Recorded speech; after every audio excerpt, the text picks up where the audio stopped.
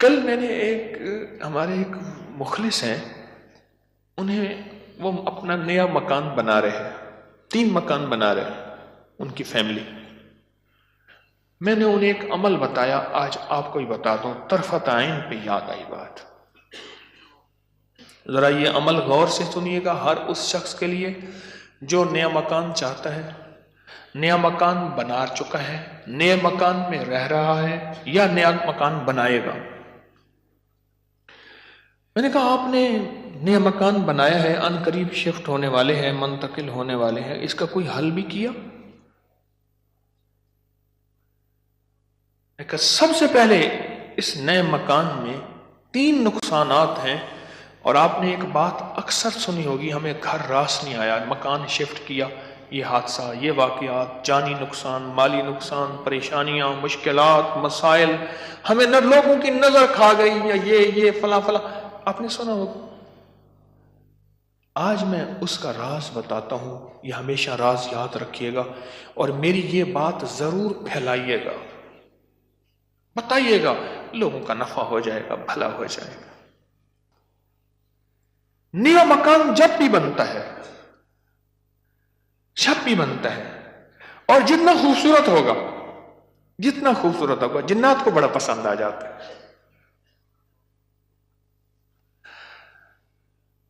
اب میں ایک صاحب نے مجھے ایک بات بتائی، وہ بات میں انہی کی زبان میں سناؤں گا، آپ وہ بات کی چاشنی بھی لے لیں، پھر میں بات مختصر کر کے بتاؤں گا.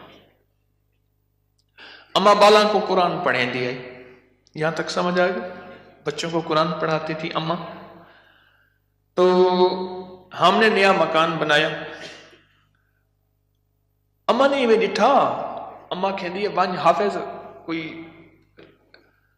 درخت دی ساوی لکڑ بھانا، چمک بھانا، شاخ توڑ کے لیا تازہ. اما تازہ چاخ لو کے اوپر چڑھ گئی، نیت دی مار پوے، خدا خراب کر رہے، گلو سڑو، میرا گھر تک نظر یہاں، نکلو ہی تم، نکلو. ارے اما ایسی دیواروں کو مار رہی، ایسی.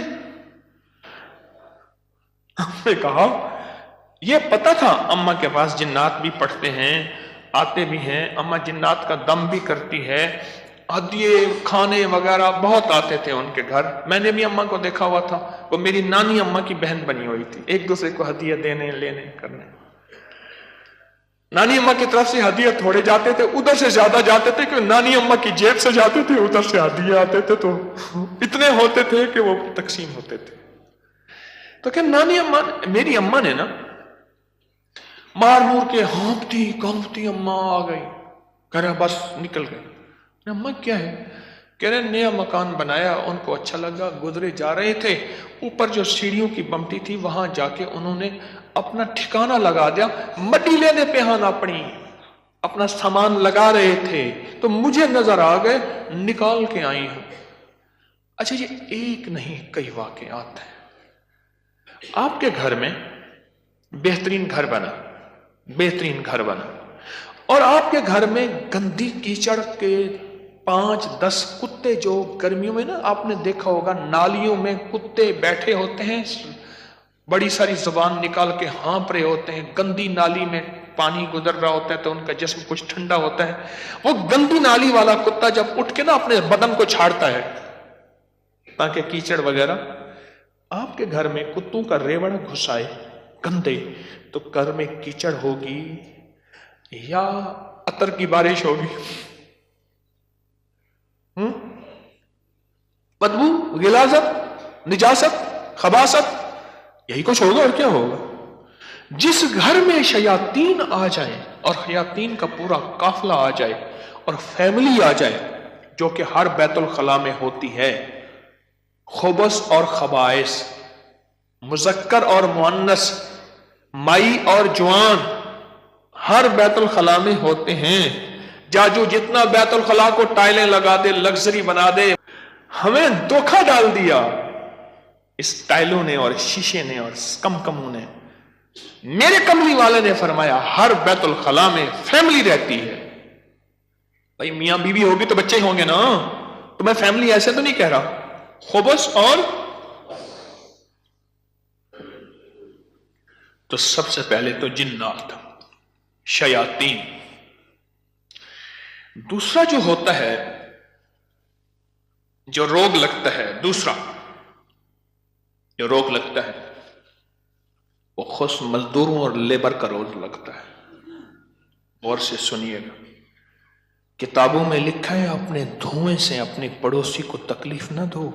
اگر تم نے کوئی مسالہ دار چیزیں، سپائسی چیزیں، لذیذ چیزیں بنائی ہیں اور تمہارے پڑوسی کو یہ قدرت حاصل نہیں تو اس کو تکلیف نہ دو. پانی شوربے میں زیادہ ڈال دو، کچھ اس کو دے دو. اور کتابوں میں یہاں تک لکھا ہے کہ پھلوں کے چیزوں کے چھلکوں سے پڑوسی کو تکلیف نہ دو. اگر کوئی اچھی اعلیٰ چیزیں کھائی ہیں تو اپنے پڑوسی کے گھر سے دور رکھو. اس بیچارے کو تکلیف ہوگی کہ اللہ میری جیب میں بھی ہوتا میں بھی کھاتا. یہ جو غریب لیبر آتی ہے، لیبر تو غریب ہی ہوگی نا، مستری مزدور، ان کی نظر کھا جاتی ہے، ان کی نظر کھا جاتی.